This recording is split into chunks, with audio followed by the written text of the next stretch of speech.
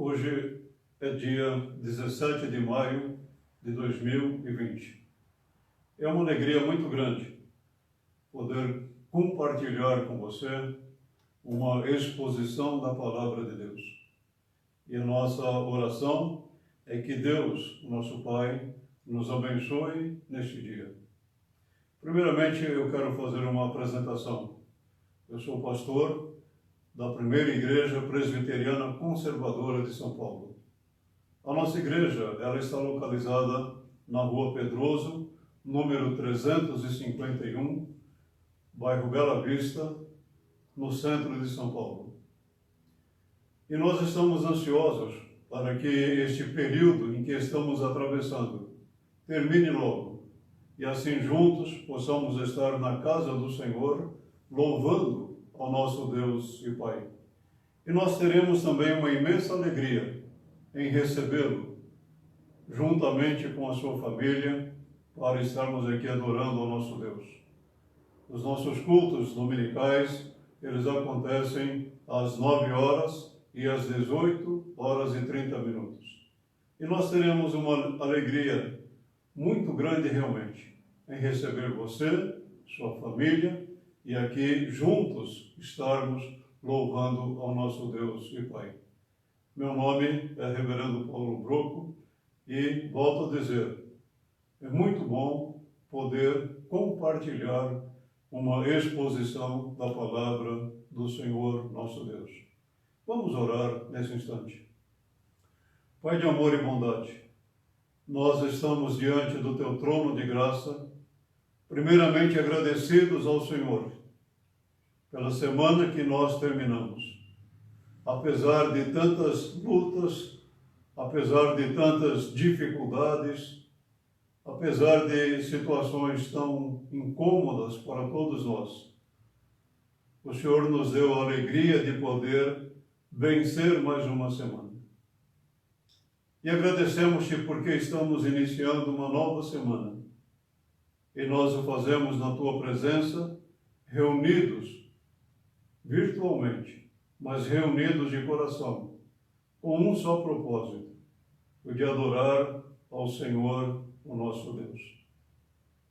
E nós oramos, ó Pai, para que o Teu Santo Espírito nos dê a capacidade e a iluminação para expor a Tua palavra com fidelidade ao Senhor. E que o Teu Santo Espírito também nos edifique e nos fortaleça. Oramos em favor do nosso país, que passa momentos difíceis, momentos de incerteza, de insegurança, momentos, ó Deus e Pai, de muita instabilidade. Primeiramente, nós oramos pelas autoridades constituídas. E a nossa oração é que elas sejam instrumentos para o bem do povo. E principalmente para a glória do Teu nome. Oramos por aquelas famílias que no transcorrer desta semana tiveram perdas familiares, de entes queridos. Oramos pela igreja perseguida, espalhada em todo o mundo.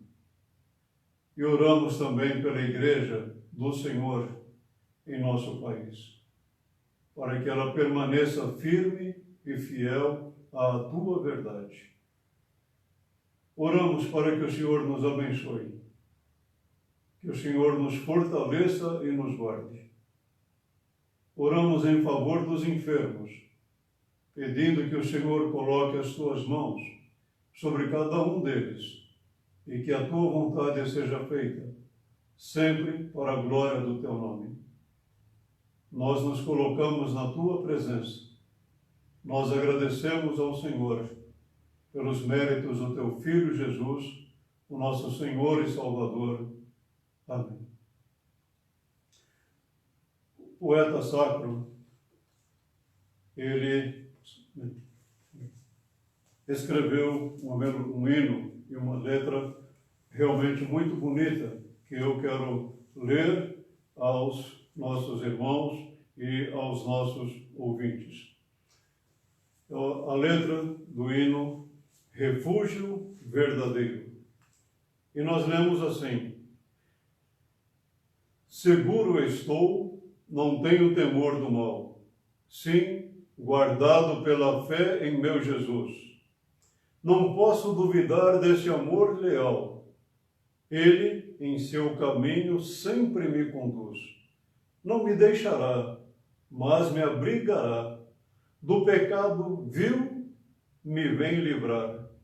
A sua graça não me recusará. Sim, Jesus é quem me pode sustentar. Abrigo tenho no Salvador. Ele esconde a minha vida em seu poder. Não posso ter receio do malfeitor, que procura, pertinaz, me enfraquecer. Confiado, então, nessa proteção, sigo a Cristo e quero ser fiel. Na minha vida cheio de gratidão, sim, a meu Senhor e Rei Emanuel. Perigo algum me pode causar temor, pois meu Salvador não me abandonará. Com sua proteção e com seu amor, dirigindo a minha vida, ele estará. Nunca o deixarei, mas fiel serei, sempre firme, cheio de fervor. Estando bem firmado em Jesus, meu Rei, sigo avante, confiando em seu amor. No poder de Cristo Mestre, minha vida salva está. Do perigo que cercá-la, ele poderá livrá-la. Seu poder eterno sempre a susterá. São palavras realmente maravilhosas que nos levam a descansar em Deus, a confiar em Deus em todos os momentos da nossa vida. Eu vou ler a palavra de Deus no profeta Abacuque, capítulo 2, dos versos 6 a 20. Abacuque, capítulo 2, dos versos 6 a 20. Todos estes povos um dia rirão dele com canções de zombaria e dirão: ai daquele que amontoa bens roubados e enriquece mediante extorsão. Até quando isto continuará assim? Não se levantarão de repente os seus credores? Não se despertarão os que o fazem tremer? Agora você se tornará vítima deles, porque você saqueou muitas nações. Todos os povos que restaram o saquearão, pois você derramou muito sangue e cometeu violência contra terras, cidades e seus habitantes. Ai daquele que obtém lucros injustos para a sua casa, para pôr o seu ninho no alto e escapar das garras do mal. Você tramou a ruína de muitos povos, envergonhando a sua própria casa e pecando contra a sua própria vida. Pois as pedras clamarão da parede e as vigas responderão do madeiramento contra você. Ai daquele que edifica uma cidade com sangue e a estabelece com crime. Acaso não vem do Senhor dos exércitos que o trabalho dos povos seja só para satisfazer o fogo e que as nações se afadigam em vão? Mas a terra se encherá do conhecimento da glória do Senhor, como as águas enchem o mar. Ai daquele que dá bebida ao seu próximo, misturando-a com o seu furor, até que ele fique bêbado, para lhe contemplar a nudez. Beba bastante, vergonha, em vez de glória. Sim, beba, você também, e exponha-se. A taça da mão direita do Senhor é dada a você. Muita vergonha cobrirá a sua glória. A violência que você cometeu contra o Líbano o alcançará, e você ficará apavorado com a matança que você fez de animais, pois você derramou muito sangue e cometeu violência contra terras, cidades e seus habitantes.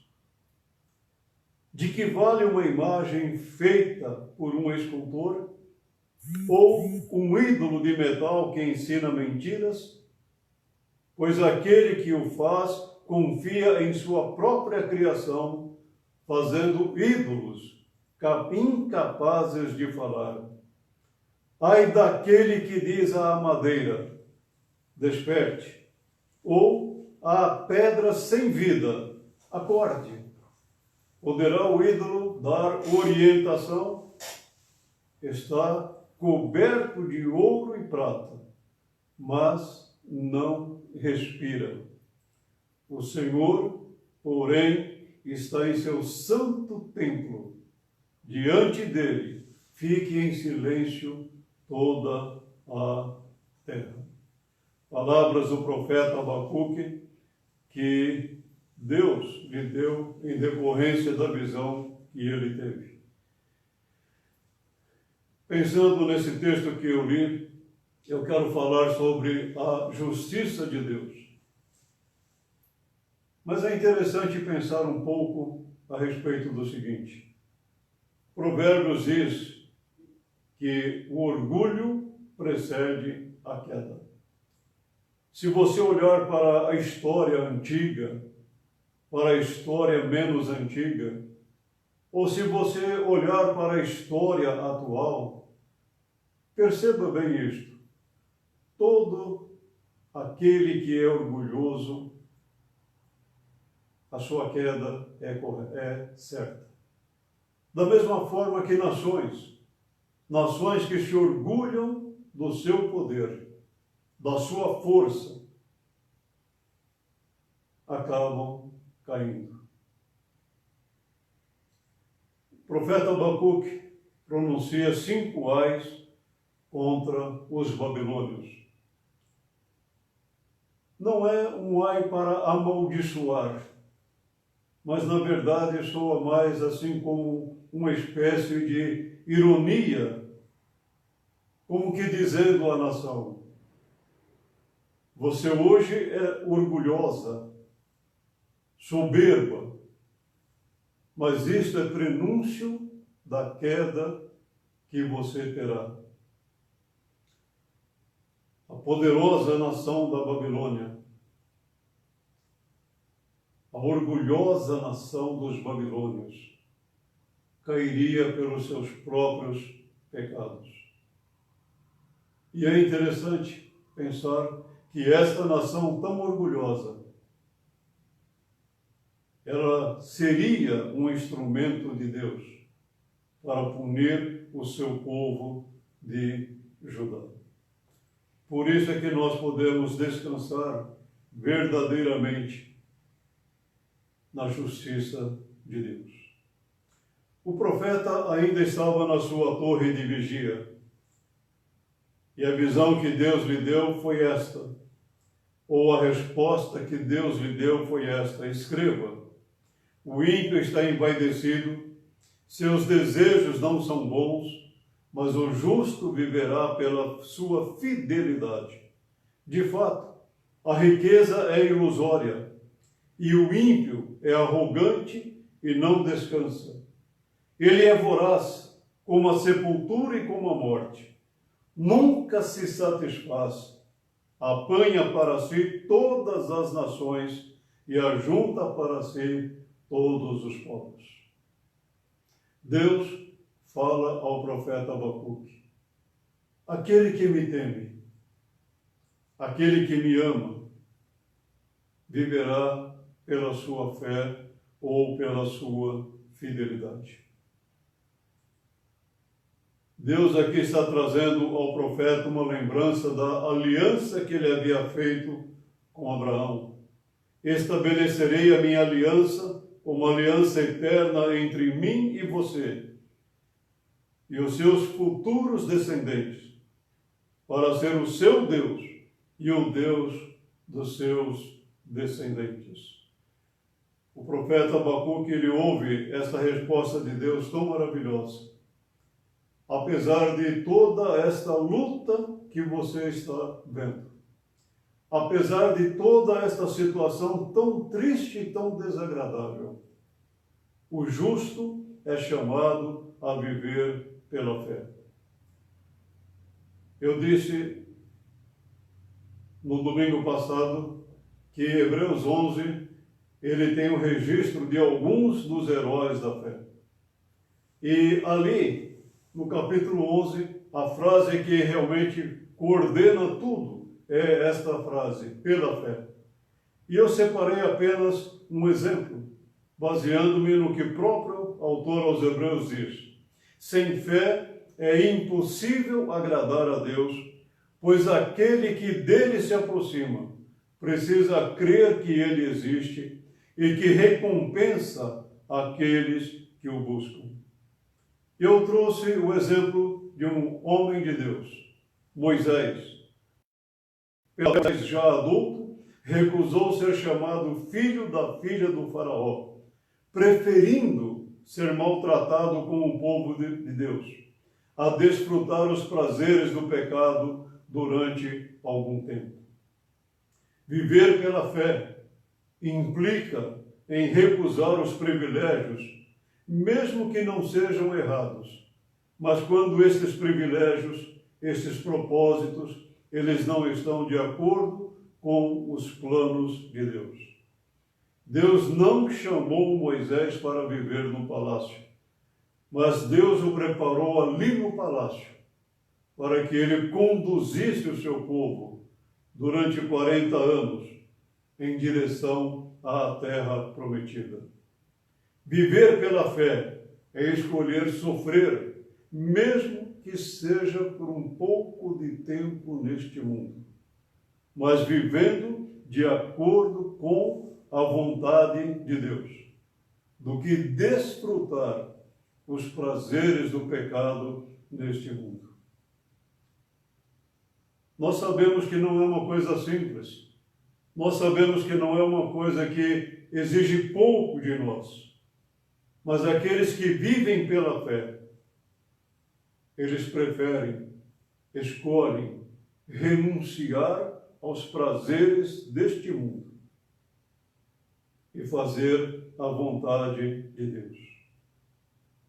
Viver pela fé não é ignorar que vivemos em um mundo pecaminoso, um mundo cheio de maldade e violência. Viver pela fé é escolher viver de acordo com a vontade de Deus, mesmo que isto implique em sofrimentos temporários. É muito comum, e certamente você já ouviu muitas vezes esta expressão: é preciso sair da zona de conforto. Moisés saiu da zona de conforto. Você gostaria de ter um melhor lugar para viver do que um palácio? Ser tratado como filho da filha de Faraó? É claro, todos nós gostaríamos de viver num lugar bom, num lugar confortável, onde os problemas seriam bem menores. Mas se Deus chamou você, e você deve viver pela fé, é preciso sair da zona de conforto e fazer a vontade de Deus com toda alegria. No trecho que eu li, nós temos Deus falando da queda de uma nação.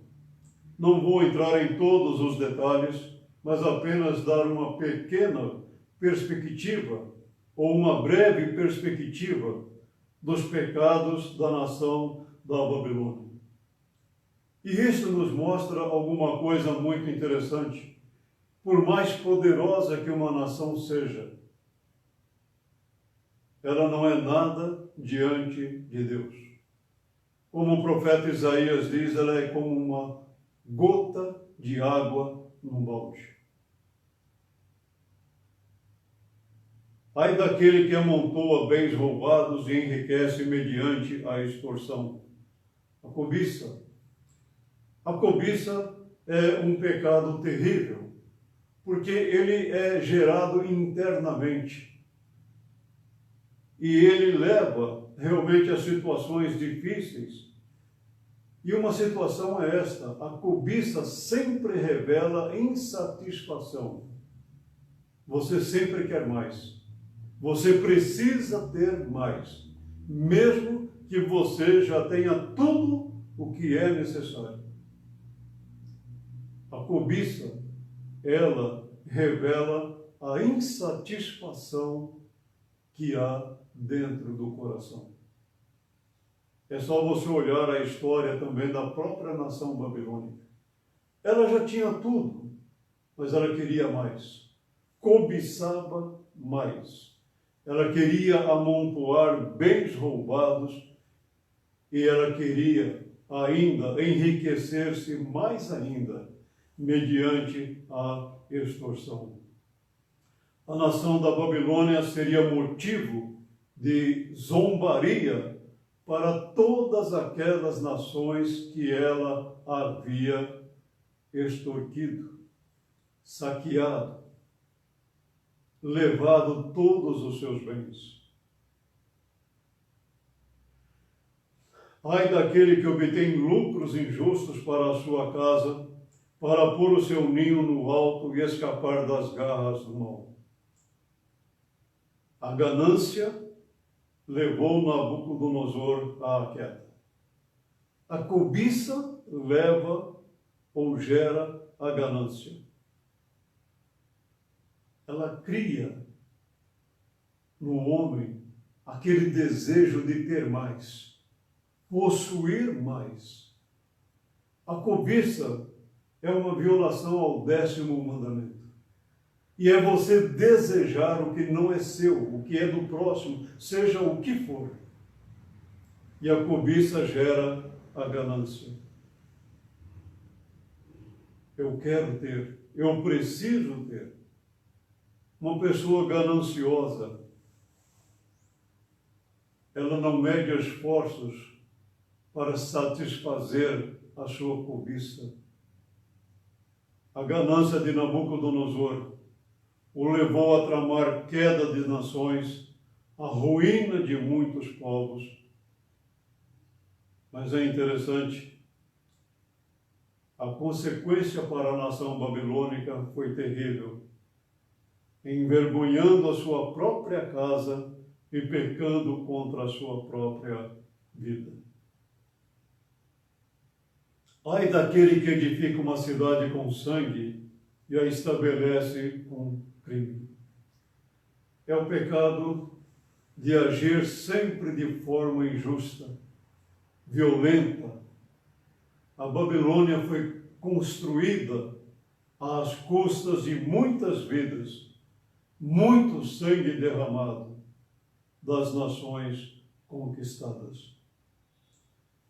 No livro do profeta Daniel, Nabucodonosor, ele diz o seguinte: acaso não é esta a grande Babilônia que eu construí como capital do meu reino, com o meu enorme poder para a glória da minha majestade?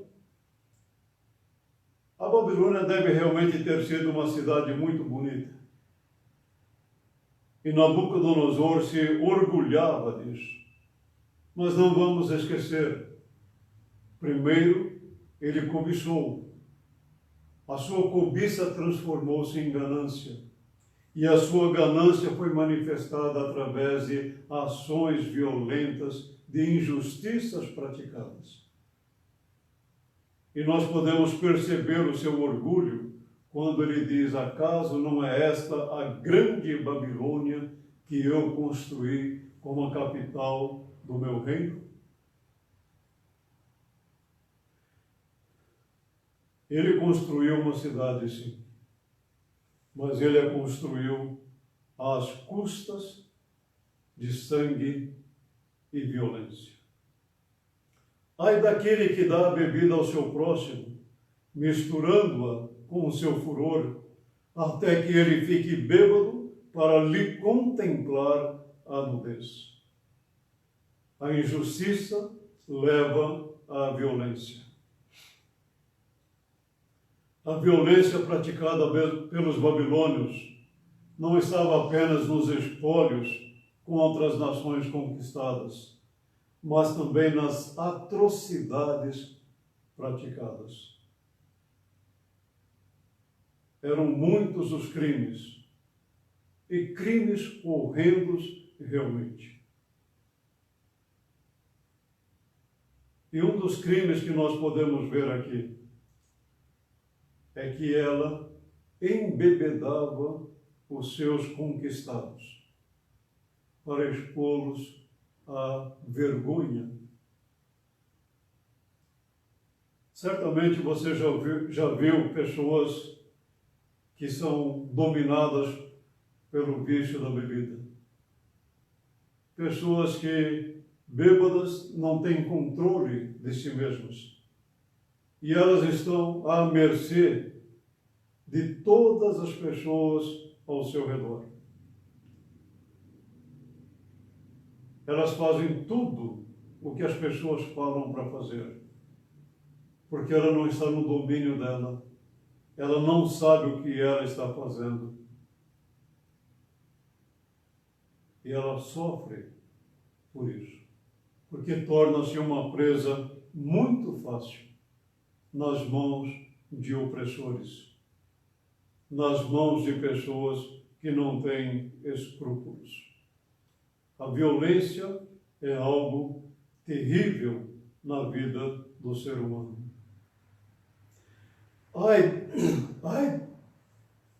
Ai daquele que diz à madeira, desperte, ou à pedra sem vida, acorde. Poderá o ídolo dar orientação? Está coberto de ouro e de prata, mas não respira.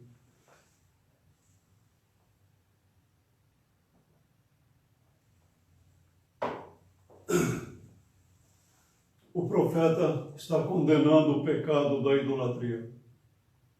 A adoração a deuses é algo, segundo a palavra de Deus, vazio e inútil.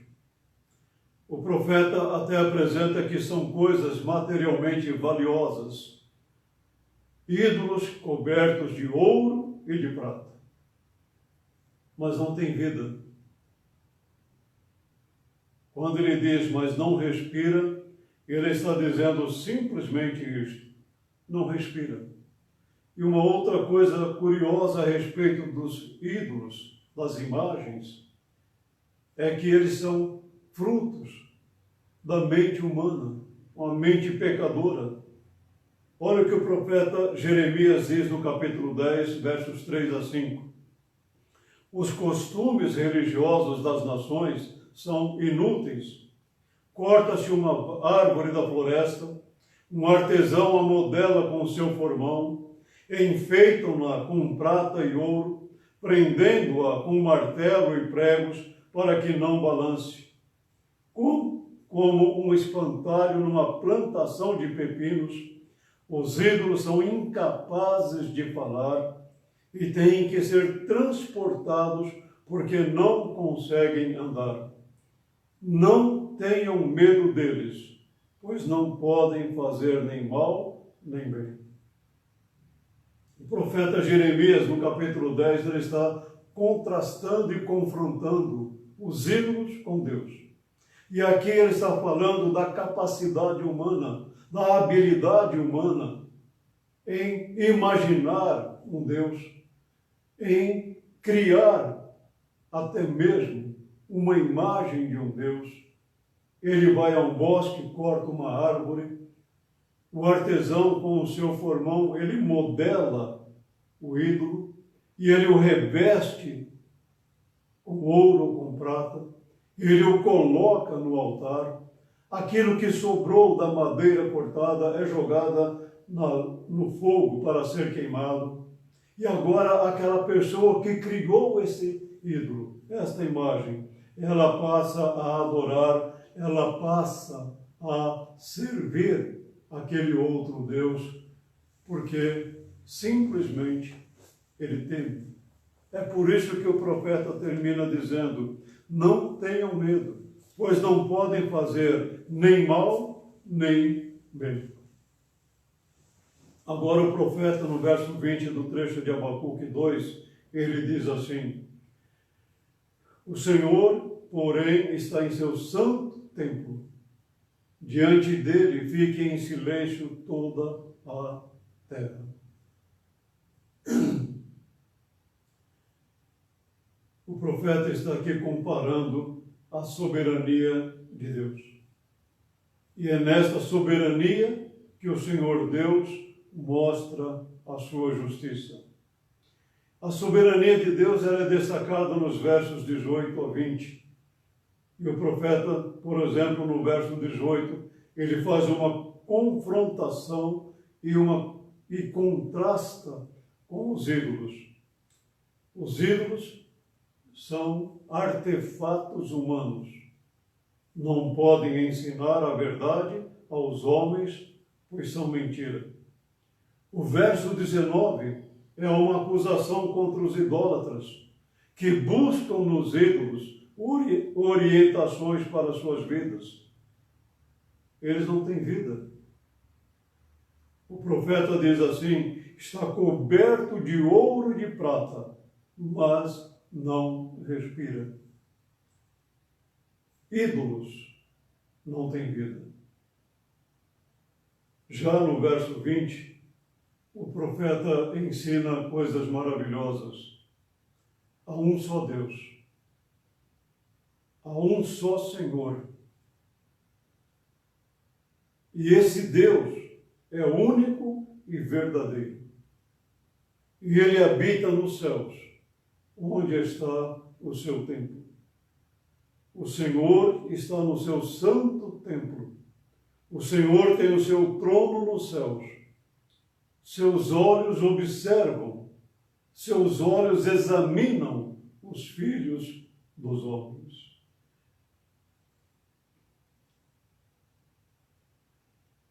A colocação do profeta, ela é muito interessante para nós. Ela é muito curiosa para nós. Porque ele diz assim: o Senhor, porém, está em seu santo templo. E isto é algo simplesmente fabuloso. É algo extraordinário para nós pensarmos, para nós refletirmos.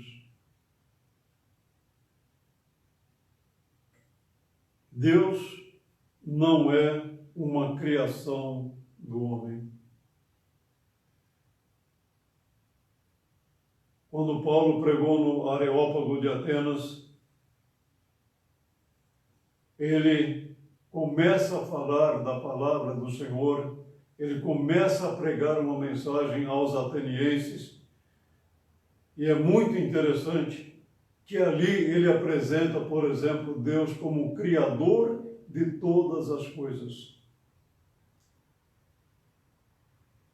Como é que nós podemos compreender o mundo? Como é que nós podemos entender e crer na origem do mundo? Eu parto do princípio que Deus é o Criador de todas as coisas. Que Deus trouxe o mundo à existência pelo poder da sua palavra. Este é um pensamento que não agrada a grande maioria das pessoas.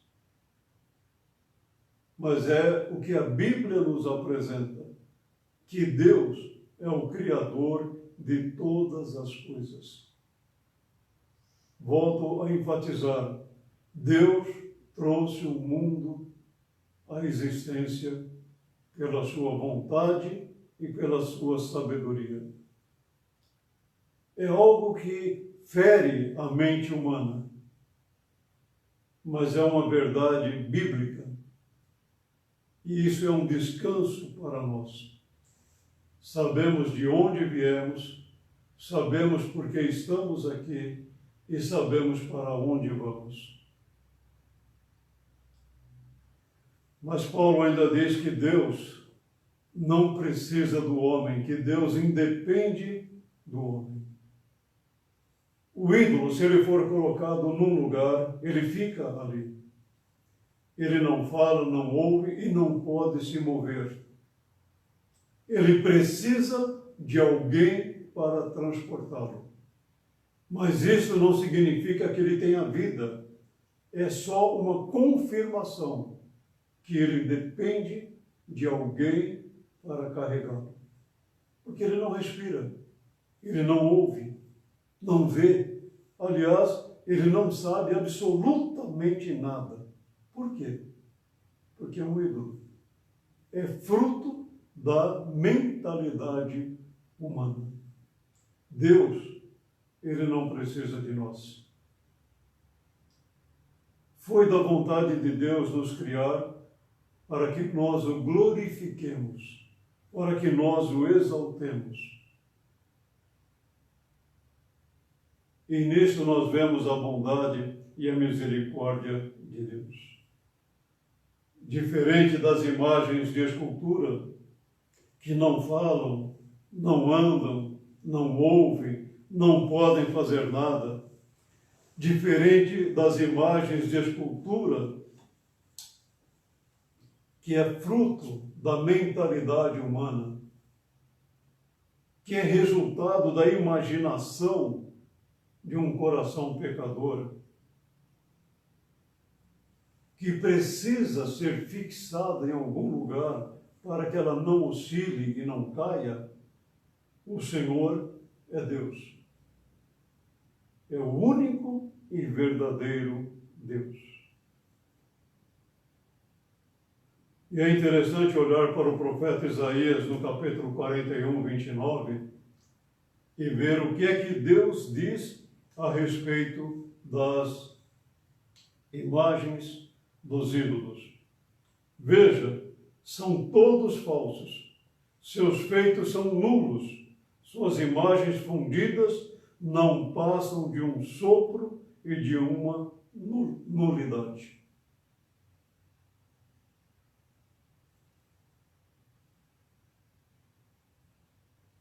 Deus não é madeira, Deus não é pedra. Ninguém precisa dizer ao Senhor: desperte, acorde.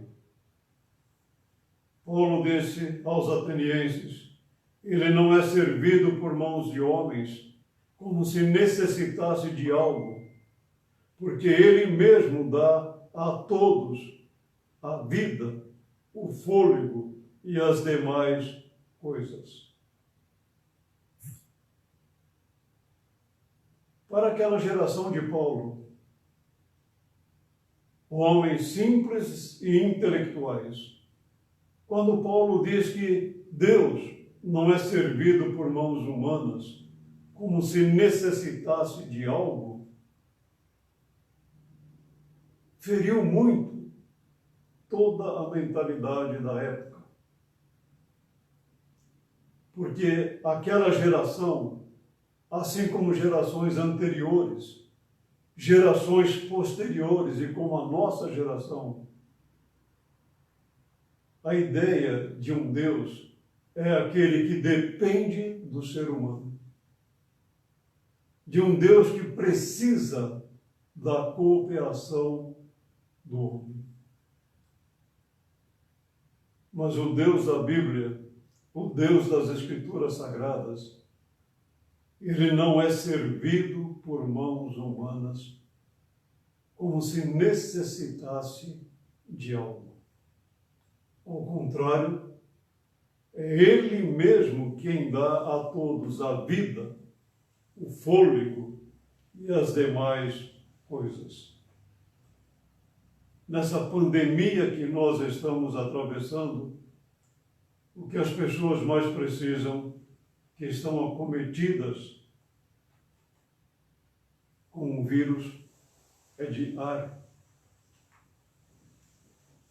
É interessante você parar e pensar você não paga pelo ar, mas você não vive sem o ar. E de onde vem? Quem é que dá? Deus.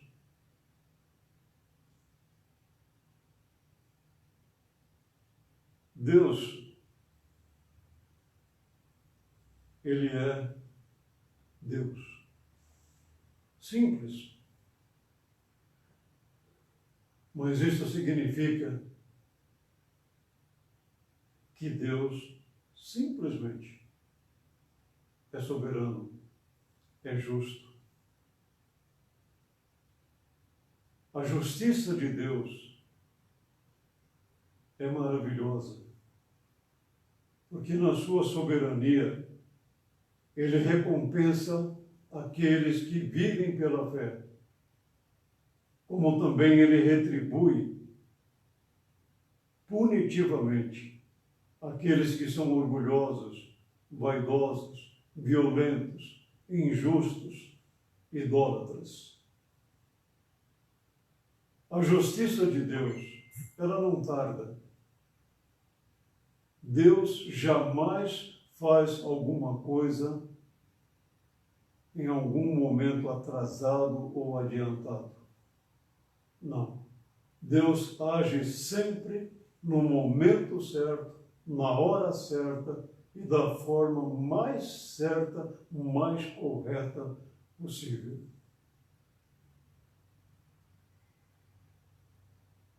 Deus, na sua justiça, Ele é bom.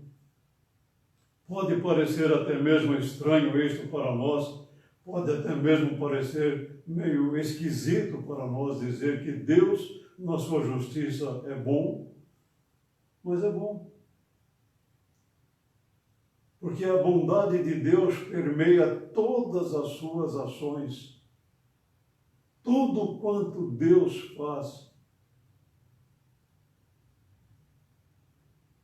a bondade dele está presente. O problema é que nós queremos olhar para Deus sob a nossa ótica. Não. Nós precisamos olhar para Deus como Ele se revela a nós na sua palavra. E Ele é o único e verdadeiro soberano. A voz do Senhor retorce os carvalhos e despe as florestas. E no seu templo todos clamam glória. O Senhor assentou-se soberano sobre o dilúvio. O Senhor reina soberano para sempre. Salmo 29, versos 9 e 10. Quando a Babilônia caiu, Deus estava aplicando ali a sua justiça punitiva. Quando outros impérios levantaram-se, caíram, o Senhor estava aplicando a sua justiça.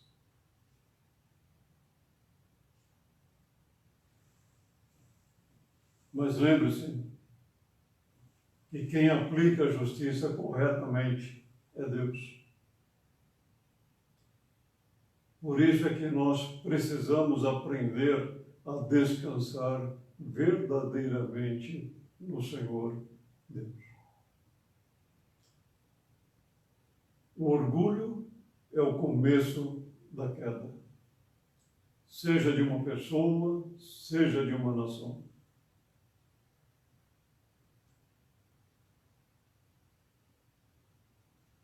Olhe a história e veja isto. Nações caíram, pessoas caíram, porque eram soberbas, vaidosas, cheias de si. Mas o justo, aquele que anda nos caminhos do Senhor, aquele que teme ao Senhor, vive pela fé.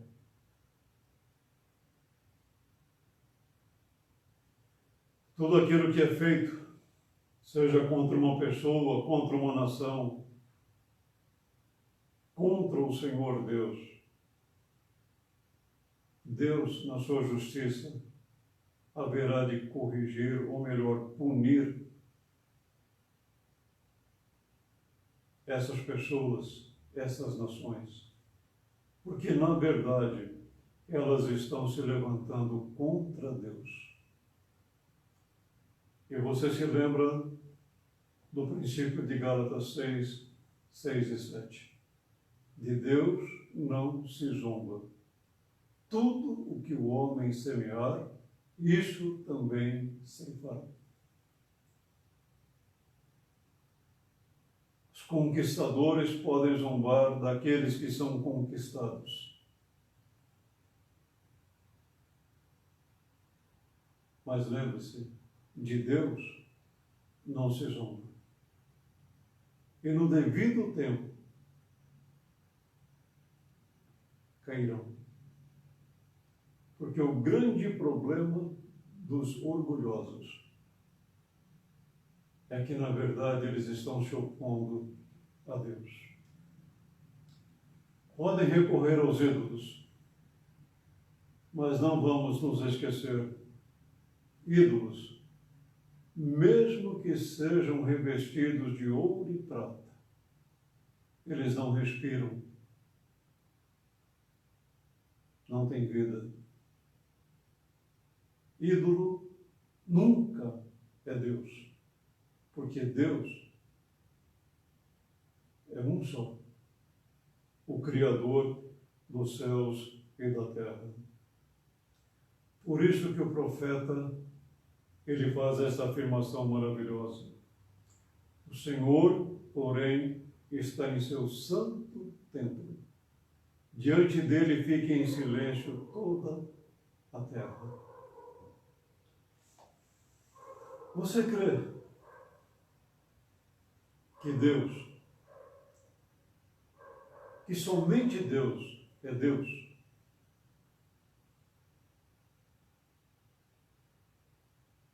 Você crê que Deus, somente Deus é Deus?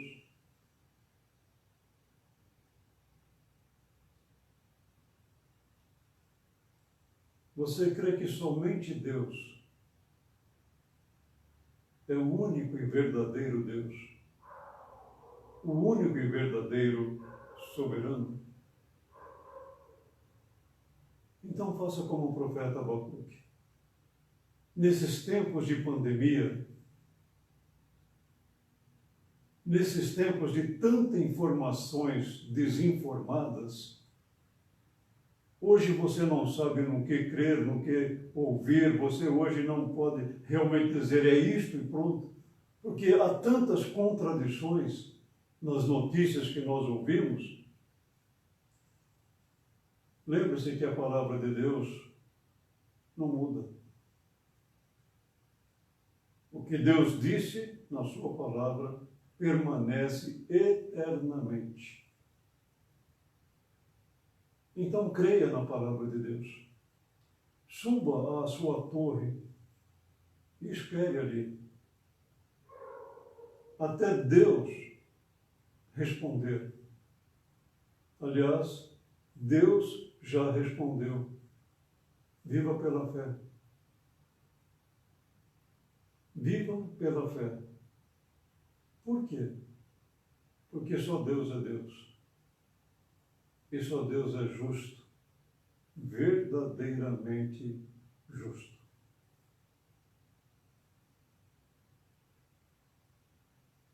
Lembre-se, o Senhor, porém, está em seu santo templo.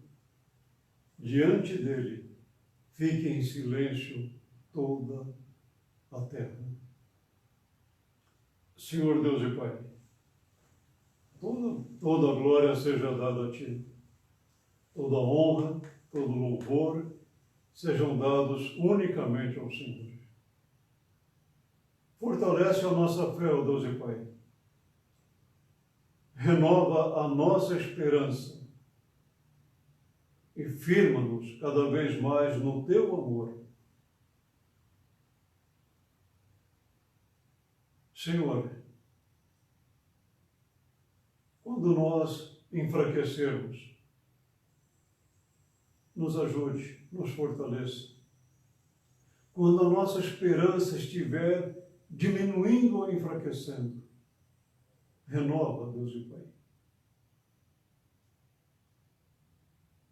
Senhor, vivemos numa pandemia física, saúde, moral, mas principalmente uma pandemia espiritual.